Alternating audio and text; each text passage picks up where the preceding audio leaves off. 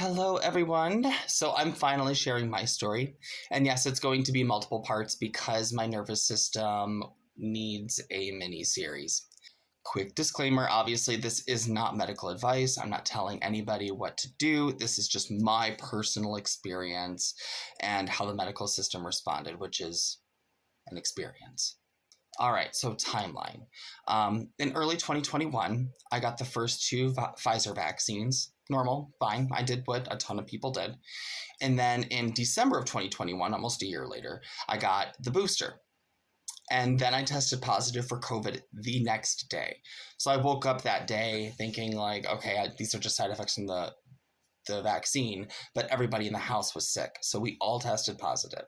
This video is not going to be a comment section cage match about vaccines. Please do not do that. We're not going to debate about vaccines. I'm just telling you the sequence of events. Timeline, that's it.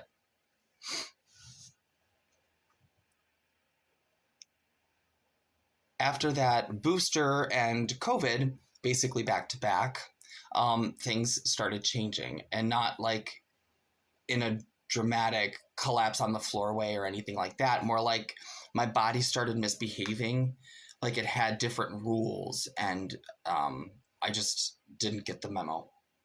I started having these paroxysmal, I don't know, episodes, I guess you'd call them. Like I'd be sitting there fine, not stressed, not panicked, not even thinking about anything, and my body would just decide, okay, it's a great time to feel like I'm being, killed. I don't know.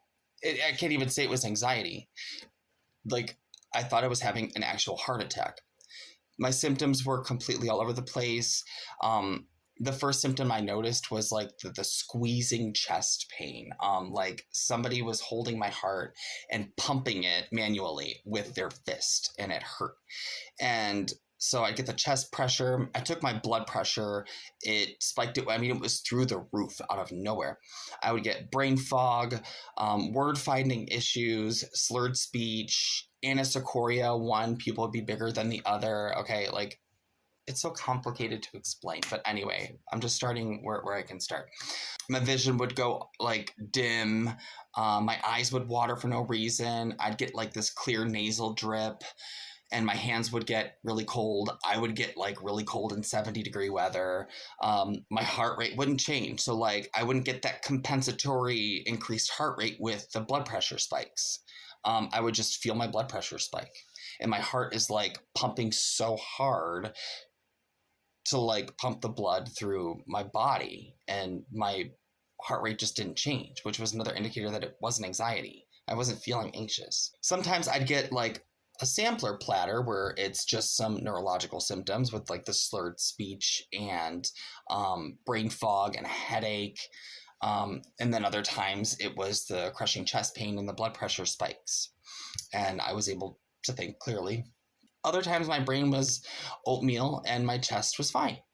So like any reasonable person, when these episodes happened, especially in the beginning, I went to the ED, or ER, for those of you who are not aware that medical professionals refer to it as the emergency department. So yes, what they did in the ER, EKG, labs, CT scans, they ruled out the immediate disasters. And a lot of the time, I mean, all the time, it was normal. Other than the blood pressure spikes, so they would like give me nitroglycerin and then send me home. I was on a blood pressure medication and I couldn't stay on it because my blood pressure would go too low, because what I experience is paroxysmal and I don't know when it's going to hit me. So we'll get into that in the other parts of the videos.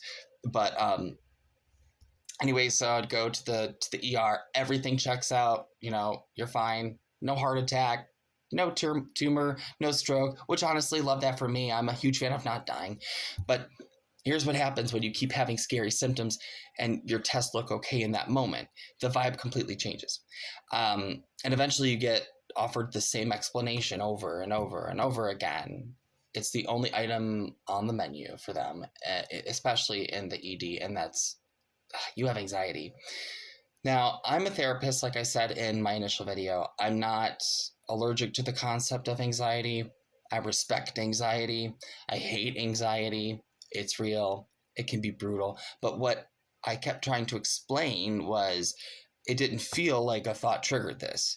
It felt like my body did something first, and then my brain tried to figure out why, if my brain could even try to figure out anything, because I couldn't really think during these episodes.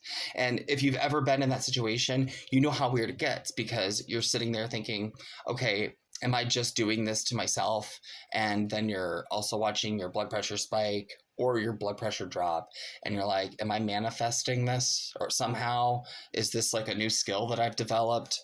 So I started doing what a lot of people end up doing.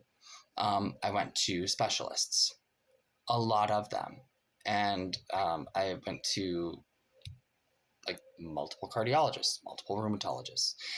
So cardiology, rheumatology, endocrinology, neurology, probably more. This is within like a 4-year span. The pattern was often rule out the big stuff, which is good, but then there's no clear explanation as to why this is happening.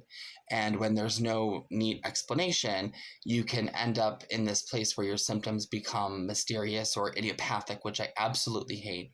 It's a polite way of saying, like, we don't know what to do with you. We know something's wrong, but we don't know what to do with you. And the practical impact was real. I mean, it was that my life got smaller. You start scanning your body constantly, planning around symptoms, avoiding triggers. Like if I'm vulnerable that day and I'm experiencing like the beginning of an episode, I know what to avoid, like caffeine. I would try to stay away from the cold because that was another trigger. Like my nervous system is like now conducting a one-man protest. Certain meds triggered episodes. Propranolol, okay? I'll also get into that too later on. Sometimes there was no trigger. There's no trigger. It just happens.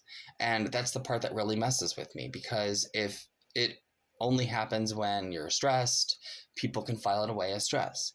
But when it happens randomly, you're living in like this constant anticipation. Like I'm just waiting for this next, I guess, flare up or whatever it is. I'm going to mention one weird detail here because it did matter to me. I'm not a drinker, but there was one weekend where I did drink, and during that weekend my symptoms completely vanished, like enough to the point that it got my attention. And then when I didn't drink, all my symptoms came back, and then I was put in this crazy, loop of paroxysmal episodes. I don't even know if I'm saying that right. Just like these flare-ups. I'm obviously not recommending alcohol.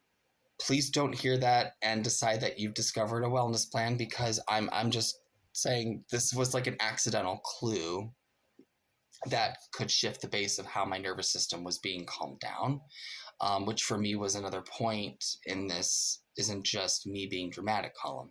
So anyway, everybody, that's part one, how it started, what it felt like, and how quickly I ran into the normal test anxiety label loop. In part two, I'm going to go through the specialist journey more clearly, and the first testing that actually showed objective autonomic issues, and also tests that showed nothing, like, dude, you're fine. And then in part three, we'll kind of see what we get through in part two. If any of this sounds familiar, I'm not saying like having my exact symptoms, but having the experience of being dismissed as just an anxious person and not being taken seriously, you aren't alone. Welcome to the Autonomic Chaos Club. Membership is free. The symptoms are not. Thank you all.